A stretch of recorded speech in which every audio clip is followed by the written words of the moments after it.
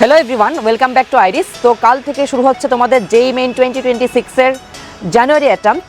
তো তোমরা যখনই কাল এক্সাম দিতে যাবে বা এরপরের ডেটগুলো যখন এক্সাম দিতে যাবে, তখন তোমরা যেই ডকুমেন্টগুলো সাথে রাখতে হবে সেগুলো হলো, first document is your admit card.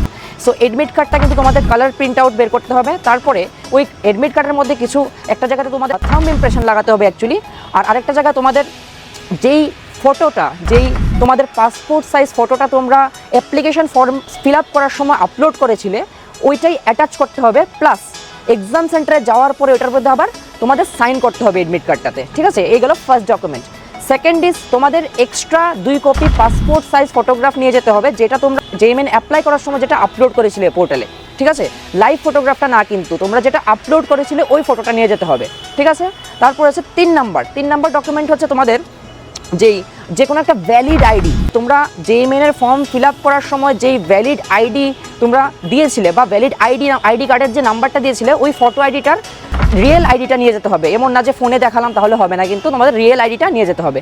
R exam হলে বসার পরে এটা মনে রাখতে হবে যে কোনো একটা কোশ্চেনে যদি তুমি আটকে যাও, তাহলে ওইটার উপরে বেশি টাইম ওয়েস্ট করা যাবে না, মুভ ফরওয়ার্ড করবে তুমি নেক্সট কোশ্চেনে, ঠিক আছে? ভালো করে এক্সাম দাও, অল দ্য বেস্ট।